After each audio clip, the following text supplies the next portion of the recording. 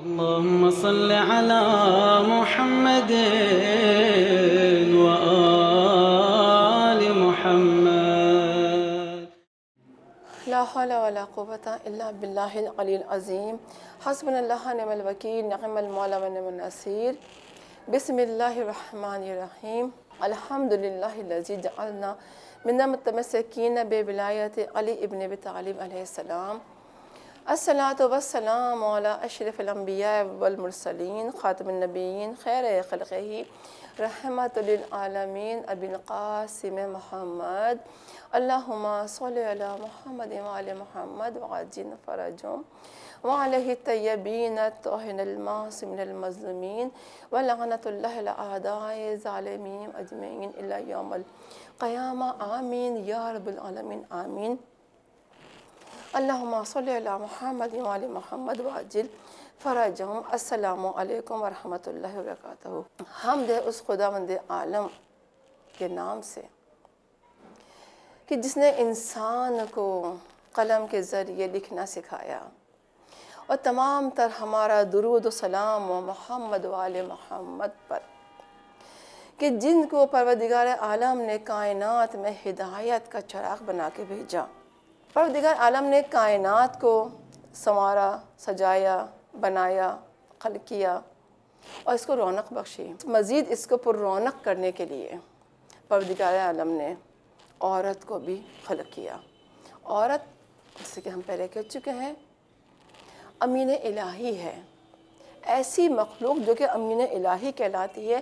اللہ تعالیٰ نے عورت کو بعض جگہوں پر بعض رشتوں کی وجہ سے منفرد مقام عطا کیا،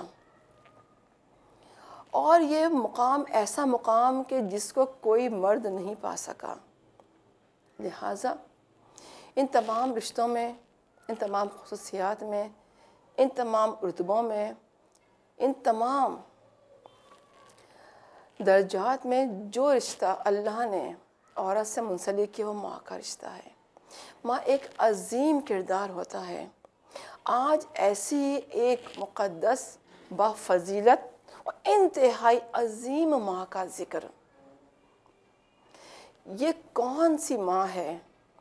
یہ وہ ماں ہے کہ جس کو پروردگار عالم نے کائنات میں منتخب کر لیا ایک ایسی ہستی کے لیے کہ اگر وہ ہستی نہ ہوتی تو آج دین کامل نہ ہوتا، مکمل نہ ہوتا. اور یہ وہ بیوی کہ جو رشتہ رکھتی ہیں ہمارے نبی سے، چچی کا، یعنی اللہ کے نبی یعنی کہ خاتم الانبیاء صلی اللہ علیہ وآلہ وسلم نے چچی کے بجائے ماں کہہ کر مخاطب کیا.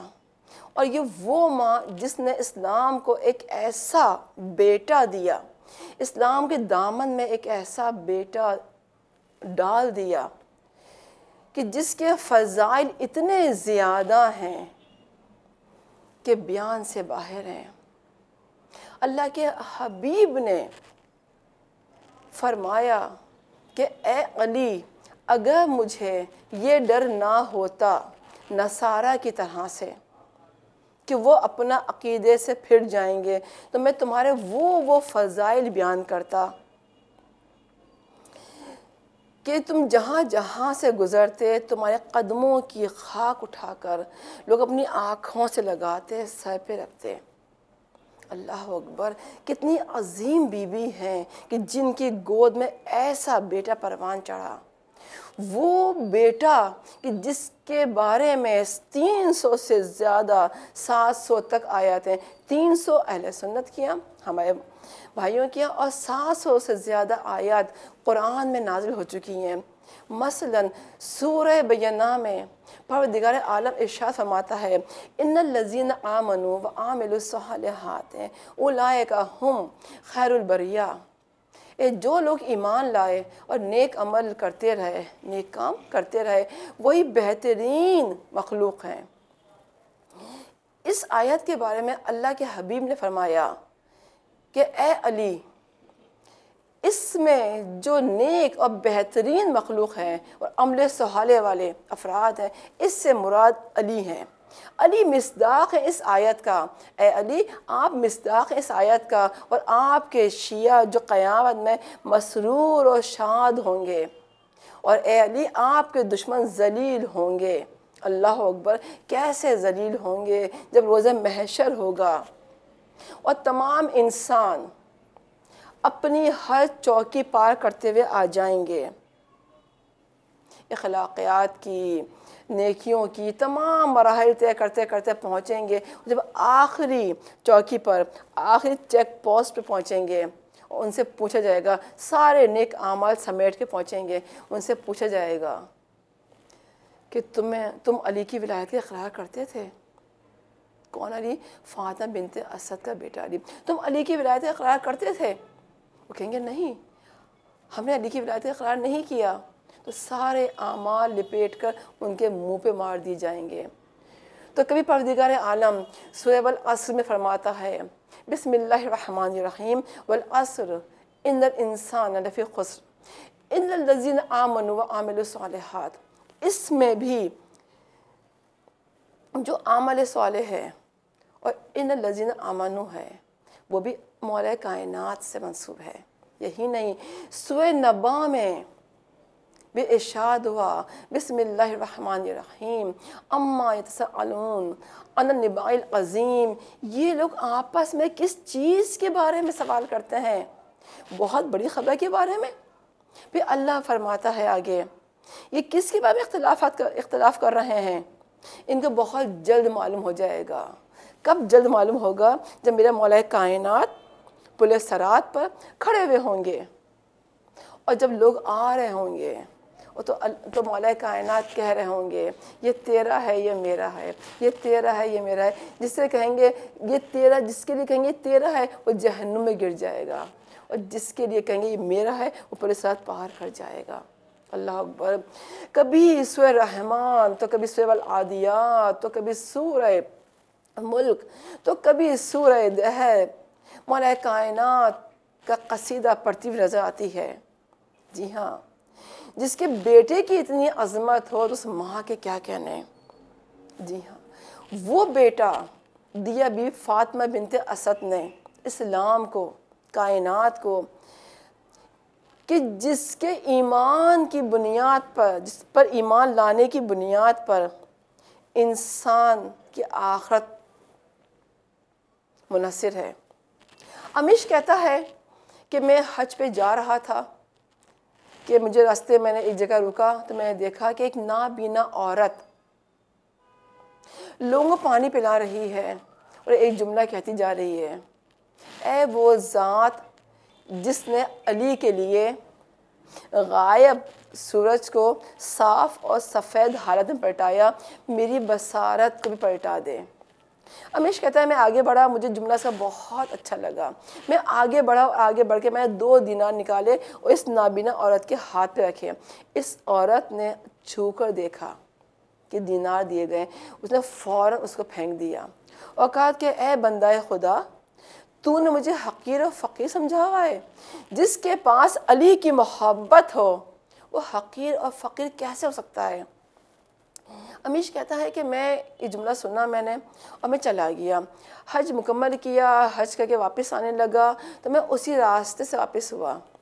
میں دیکھوں کہ اس نابینا عورت کس کا کیا حال ہے اور کس حال میں ہے۔ ابھی میں یہ سوچ ہی رہا تھا، میں نے دیکھا کہ وہ عورت بینا ہو چکی ہے۔ میں اس کے پاس گیا اور میں نے کہا کہ اے مومنہ، تیرے ساتھ کیا معاملہ ہوا؟ تو وہ عورت کہتی ہے، میں نے 6 دن تک لگاتار اللہ کی بارگاہ میں علی کا واسطہ دے کے دعا مانگتی رہی۔ جب جمعے کی رات آئی تو میں سو گئی۔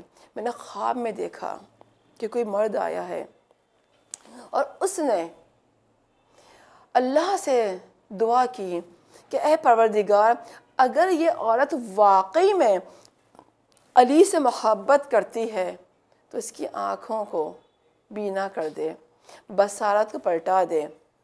پھر اس کے بعد اس مرد مومن نے کہا، اے مومنہ اپنی آنکھوں پر ہاتھ رکھو۔ میں نے ہاتھ رکھا اور اس نے دعا کی۔ اس نے کہا اب ہاتھ ہٹاؤ۔ جب میں نے ہاتھ اٹھایا تو میں خواب میں اس مرد کو دیکھ رہی تھی۔ میں نے کہا اے بندے خدا، تو کون ہے کہ تو نے اتنا بڑا احسان کیا کہ تیری وجہ سے میری آنکھیں پلٹ کے آ گئیں؟ تو اس مرد نے کہا کہ میں خضر ہوں۔ اللہ اکبر! حضرت خضر علیہ السلام آئے تھے، کہا میں خضر ہوں، اور اے مومنہ، اے عورت، یاد رکھنا علی سے محبت کرتی رہنا، کیونکہ علی کی محبت دنیا میں آفات سے بچاتی ہے اور آخرت میں آگ سے۔ لہٰذا بی فاطمہ بنت اسد وہ عظیم ماں کہ جن کی گود میں امیر کائنات نے پرورش پائی، جن کے بطن سے وہ بیٹا دنیا میں آیا کہ جس کے دہن مبارک سے علم پھوٹتا تھا اور جس کی ڈاڑھ سے حکمت پھوٹتی تھی، وہ بیٹا کہ جس کی توصیف خود خداوند عالم بیان کرے اور ہر قدم پہ اللہ کے نبی بیان کریں۔ کیا عظمت ہوگی اس ماں کی، کتنی منزلت ہے اس ماں کی، اس وجود کی کہ مولا کائنات جس کے وجود کا حصہ بنے۔ ایسا بیٹا دیا اسلام کو جو کہ سیف اللہ، ید اللہ، امین اللہ، عین اللہ، لسان اللہ، وجہ اللہ، فاتح خیبر، فاتح بدر حنین، فاتح جمل، امام المومنین، داماد پیمبر، شوہر بطول عذرا، استاد جبرائیل، حسنین کے بابا، فخر ختیجہ، وارث الانبیاء، وارث اسلام، شریک قرآن، خدا پرست یعنی وجہ اللہ، اور سردار بطحہ، خلق کا سردار، خدا کی تلوار، عادل، شافی محشر، ساقی کوثر، ناصر انبیاء، مدد خدا، صراط مستقیم، فقر رسول، جانشین رسول، صاحب ذوالفقار، حلال مشکلات، قاتل مرب و انتر، ہمسر زہرا، مولائے سلمان و میسم، آقائے ابو ذر، آقائے قمبر، آقائے مقداد، کرامات اور سخاوت اور شجاعت میں اپنی مثال آپ، غرض کے سلام و ہمارا بی بی فاطمہ بنت اسد سلام اللہ علیہا پر۔ لیکن ان بی بی کی سیرت بیان کرنے سے پہلے میں وہ ماحول، وہ حالات ضرور بیان کرنا چاہوں گی کہ جن حالات میں، جس ماحول میں یہ پاک بی بی پل کر بڑھ کر جوان ہوئیں، اور پھر وہ وقت بھی آیا کہ مولا کائنات دنیا میں آئے۔ ایسا لگتا ہے کہ جب بی بی دنیا میں آئیں تو بہت ہی سازگار ماحول تھا، پرامن ماحول تھا، بہت پاکیزہ ماحول تھا۔ نہیں، ایسا بالکل نہیں ہے۔ زمانہ جاہلیت میں جب اللہ کے حبیب نے رسالت کا اعلان نہیں کیا تھا، اس سے کئی سال پہلے عرب کی حالت کیا تھی ہم سب جانتے ہیں کہ بیٹیوں کو زندہ دفن کر دیا جاتا تھا، قتل و غارت گری عام تھی۔ کبھی کبھی میں سوچتی ہوں کہ جب بیٹیوں زندہ دفن کر دیا جاتا تھا اور جب باپ اپنی بیٹیوں کو دفنانے آتے تھے زندہ درگور کرنے کے لیے قبر کے اندر، اور جب بیٹیاں معصومیت سے دیکھا کرتی ہوں گی، خدا جانے کیا دل تھے ان باپوں کے۔ یہاں تک ملتا ہے کہ ایک شخص نے اقرار کیا اعلان نبوت کے بعد، جو مسلمان ہو گیا، پھر اس کو احساس ہوا کہ اس نے کون سا گناہ کیا، کہنے لگا اللہ کے نبی، جب میں اپنی بیٹی کو قبر میں زندہ درگور کر رہا تھا، دفن کرنے کے لیے لے کر آیا، میں اس کو مٹی ڈال رہا تھا، میری بچی، معصوم بچی، سمجھی کہ باپ میرے ساتھ کھیل رہا ہے، باپ میرے ساتھ کھیل رہا ہے، تو بچی نے بھی اپنے پر مٹی ڈالنا شروع کر دی۔ اس کو کیا معلوم تھا کہ میں اسے زندہ دفن کر رہا ہوں۔ وہ زمانہ کہ جب لوگ لکڑی کے، لوہے کے اور پتھر کے بتوں کو پوجا کرتے تھے، ایک دوسرے پر سبقت دے کے جاتے تھے اپنی نسل کے ذریعے، اپنے قبیلوں کے ذریعے، یہاں تک کہ جب قبرستان جاتے تھے تو قبروں کو گنتے تھے اور اپنی خاندان کی قبیلوں کی قبروں کی تعداد پر فخر و مباحث کرتے تھے اور ایک دوسرے منہ پر جملے مارتے تھے۔ جنگیں سالوں سال چلا کرتی تھیں۔ اگر کسی کے جانور نے کسی کے تالاب سے پانی پی لیا، قتل و غارت کا سلسلہ عام تھا، عورت کی کوئی عزت نہیں تھی۔ لیکن جہاں ایسا ماحول تھا کہ شیطان نے سب کو شیطانی حربوں میں پھنسا رکھا تھا تاکہ لوگ فطرت الہی سے دور ہو جائیں، خلافت الہی کے پاس نہ آئیں، پستی میں تاریکی میں ڈوبے رہیں اور پست ترین ہوتے رہیں، کہ ایسے میں کچھ لوگ ایسے بھی تھے کہ جہاں جہالت اپنے عروج پر تھی، لیکن کچھ لوگ ایسے بھی تھے جو حق پرست تھے، جو بت شکن تھے، جنہوں نے کبھی بھی غیر خدا کے سامنے اپنے سر نہیں جھکائے، نہ ہی لکڑی کے نہ ہی پتھروں کے بتوں کو اپنا خدا مانا، ہمیشہ ان رسومات اور ان کے سامنے سیسا پلائی دیوار بنے رہے۔ اور انہی لوگوں میں مختصر سے انہی لوگوں میں ایک جوان نظر آتا ہے جس کا نام اسد ہے۔ جی ہاں، جناب اسد، وہ ہستی، وہ شخصیت جو تقوی پرہیزگاری کے ساتھ ساتھ اپنے آباء و اجداد کے دین پر گامزن تھیں۔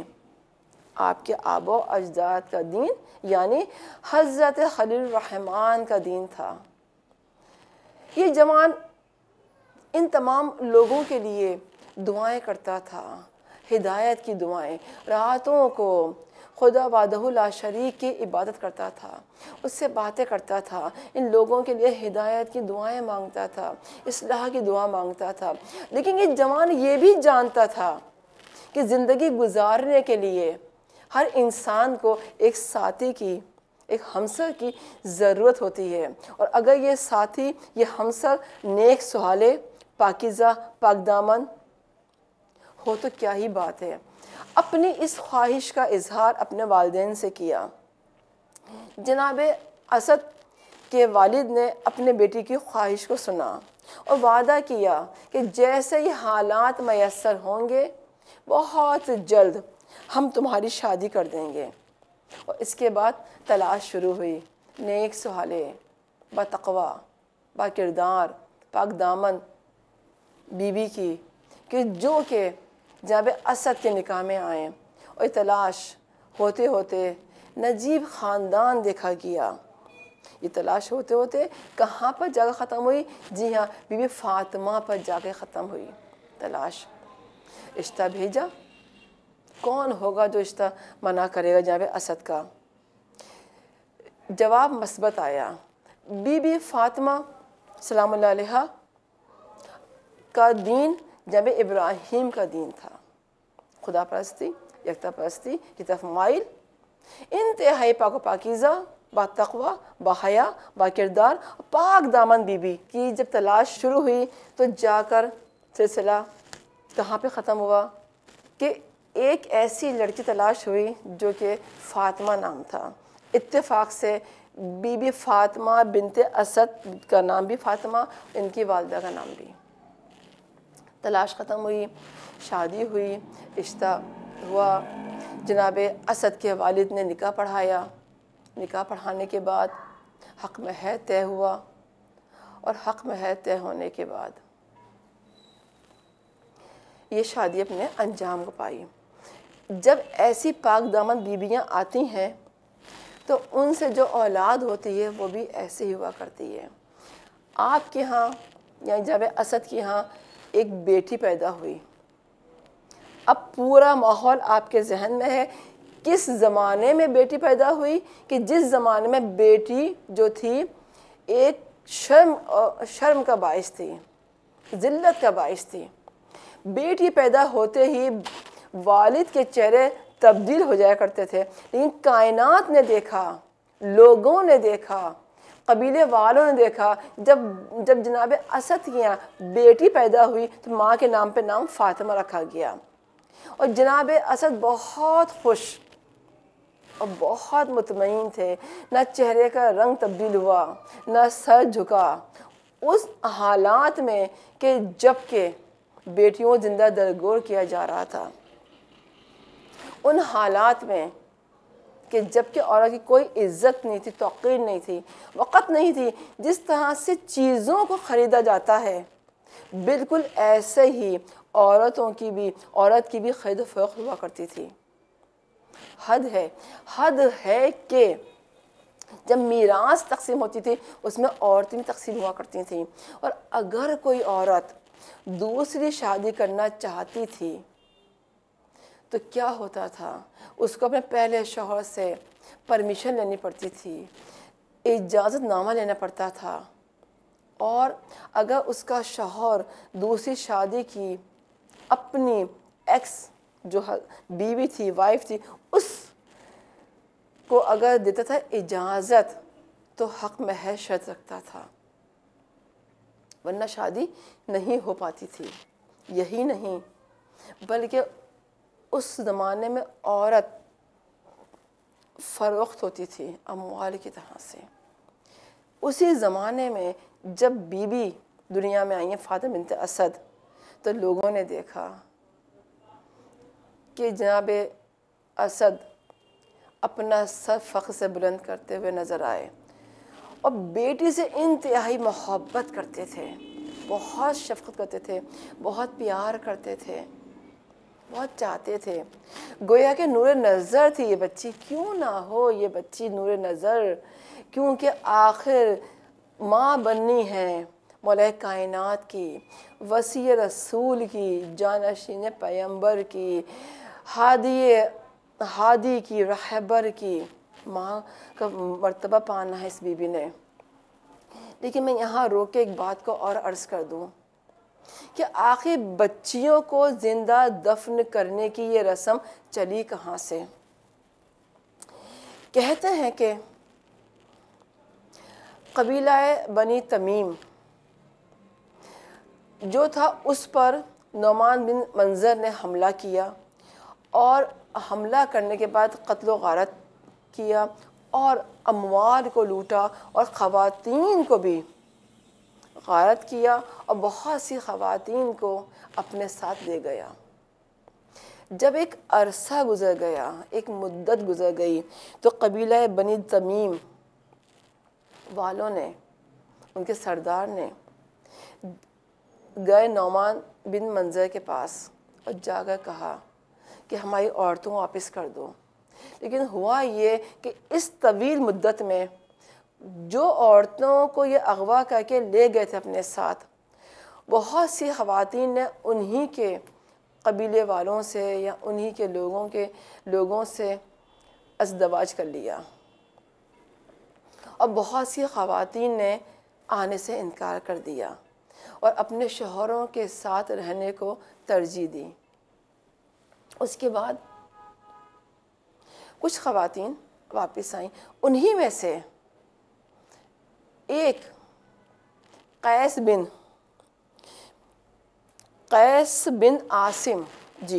بن عاصم کی بیٹی جو شادی کر چکی تھیں، وہ پلٹ کے واپس آئیں اپنے والد کے پاس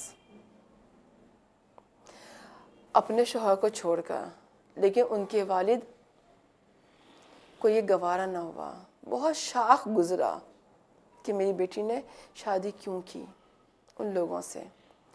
اسی دن اس نے عہد کیا کہ اب جب بھی کوئی لڑکی پیدا ہوگی ہمارے ہاں تو میں اس کو زندہ دفن کر دوں گا۔ تاریخ نے دیکھا کہ وہ حالات بھی ہوئے، وہ دن بھی آیا جب ان کے ہاں قیس بن عاصم کے ہاں لڑکی پیدا ہوئی، تو انہوں نے اپنے وعدے کو نبھایا، اپنے عہد کو نبھایا جو باطل تھا، اس لڑکی کو زندہ دفن کر دیا۔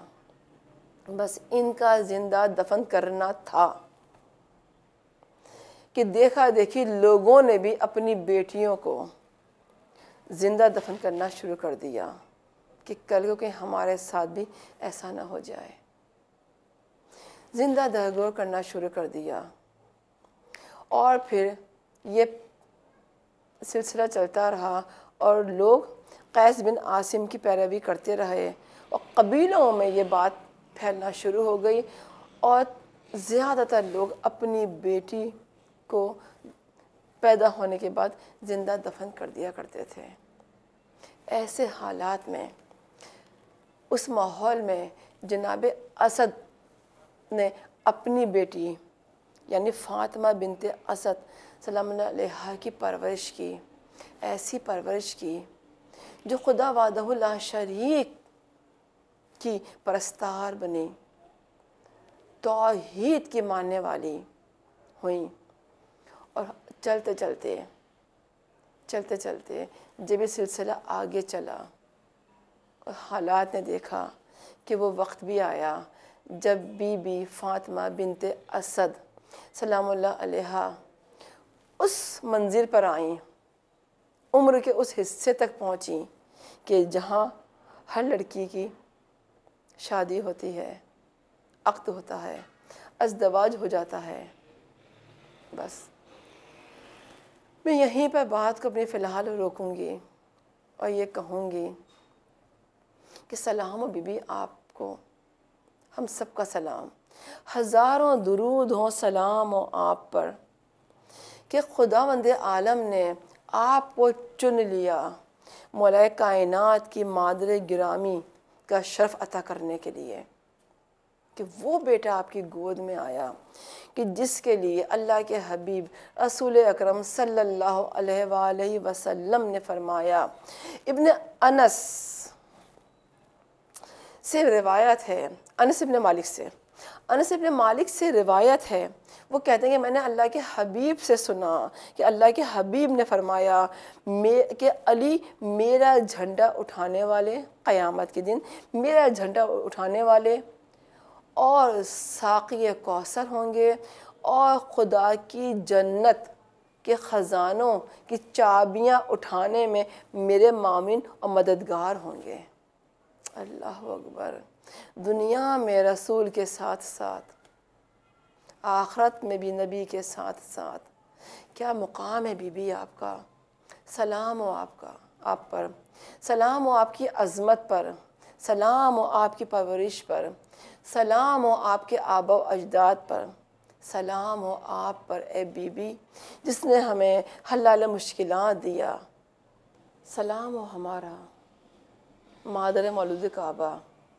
آپ کی عظمت کا کیا کہنا کہ وہ بی بی کہ جس کی گود میں وہ بچہ پروان چڑھا، کہ جس کے بارے میں اللہ کے حبیب حضرت محمد مصطفیٰ صلی اللہ علیہ وآلہ وسلم نے کہا کہ اگر ساری دنیا ایک راستے پر جا رہی ہو اور علی الگ راستے پر نظر آئے اکیلا تنہا، تو پوری دنیا کو چھوڑ دینا، علی کے ساتھ ہو جانا، کیونکہ علی حق ہے، علی صراط ہے۔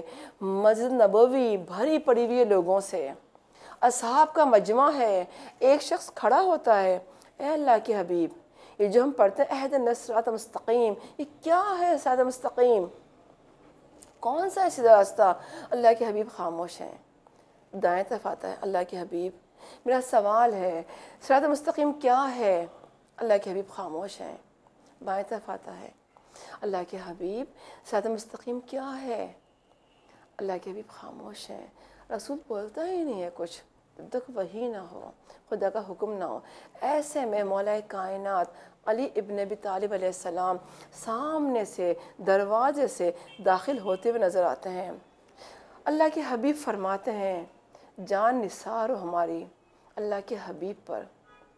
اللہ کے حبیب فرماتے ہیں کہ تو نے سوال کیا کہ صراط مستقیم کیا ہے آخر، تو سن علی صراط مستقیم ہے، یہ ہے صراط مستقیم۔ اللہ اکبر! صراط مستقیم، جس کو صراط مستقیم چاہیے وہ علی کے ساتھ ہو جائے۔ یہاں تک کہ ایک دن اللہ کے حبیب بیٹھے ہوئے ہیں، مولا کائنات بیٹھے ہوئے ہیں، جب جبرائیل امین نازل ہوئے اور حضرت جبرائیل علیہ السلام نے مولا کائنات کو دیکھا، تو مسکرانا شروع کر دیا۔ حضرت محمد مصطفیٰ صلی اللہ علیہ وآلہ وسلم نے کہا کہ اے جبرائیل آپ کیوں مسکرا رہے ہیں علی کو دیکھ کر؟ کہا کہ علی کو دیکھ کر مجھے وہ واقعہ یاد آ گیا جب اللہ نے مجھ سے کہا کہ جب مرحب کو قتل کرنے کے لیے علی نے اپنی تلوار اٹھائی تو اللہ نے حکم دیا جا کہ علی کے بازو تھام لو، کیونکہ آج علی اتنے جوش میں ہے کہ زمین دوپارہ نہ ہو جائے۔ تو اللہ کے حبیب جب میں مولا کائنات کا بازو تھامنے کے لیے آیا تو مجھے اتنی دقت اور مشکل پیش آئی کہ اتنی دقت تو مجھے جناب لوط کے زمانے میں جب اللہ نے کہا تھا کہ اس قوم کو پلٹ دو، زمین پلٹ دو، عذاب الہی نازل ہوا تھا، تو میں نے اپنے پروں پر اس زمین کو اوپر اٹھایا اور اتنا اوپر اٹھایا کہ زمین پر موجود چرند پرند کی آوازیں ملائکہ سن رہے تھے۔ مجھے وہ زمین کو اپنے پروں پر اٹھانا اتنا مشکل نہیں لگا جتنا مشکل مجھے علی کے بازو کو تھامنے میں مشکل پیش آئی۔ وہ علی جن کے فضیلتیں اگر بیان کرنا شروع کریں تو ہم تو کر ہی نہیں سکتے، کیوں کہ اللہ کے حبیب نے خود کہہ دیا اے علی تمہارے فضائل کی حد نہیں ہے، اگر سارے درخت قلم بن جائیں اور سارا پانی دریا کا سیاہی بن جائے پھر بھی تمہارے فضائل نہیں لکھے جا سکتے۔ اور سوچتی ہوں کہ علی کے فضائل بیان کوئی کر بھی کیسے سکتا ہے جس کا نام ہی علی ہو۔ اللہ نے اپنے نام پر، اللہ علی الاعلیٰ اپنے نام پہ علی نام رکھا، جس کے معنی ہی بلندی کے ہوں، تو بھلا کون چھو سکتا ہے علی کے فضائل کو؟ بس یہاں پہ اپنی بات کو ختم کروں گی۔ تم دخل دے رہے ہو عقیدت کے باب میں، تم دخل دے رہے ہو عقیدت کے باب میں، دیکھو یہ معاملہ ہمارا علی کا ہے۔ اللہ تعالیٰ سے دعا ہے کہ پروردگار تجھے واسطہ اس پاک دامن بی بی کا، اس مقدس بی بی کا واسطہ جن کی گود میں علی جیسی ہستی آئی، کہ ہم سب کو بھی خواتین کو ان بی بی کے نقش قدم پر چلنے کی توفیق عطا فرما، ہماری اخلاص میں اضافہ فرما، علم تقوی پرہیزگاری میں برکت عطا فرما، اور تمام مومن مومنات کی حفاظت فرما۔ جب بھی کوئی مشکل پیش آ جائے، کچھ سمجھ میں نہ آ رہا ہو تو یا علی کا ورد شروع کر دیا کیجیے، ساری مشکلات ٹلنا شروع ہو جائیں گی۔ والسلام علیکم ورحمۃ اللہ وبرکاتہ۔ اللہم صلی علی محمد وعلی محمد وعجل فرجهم۔ اللهم صل على محمد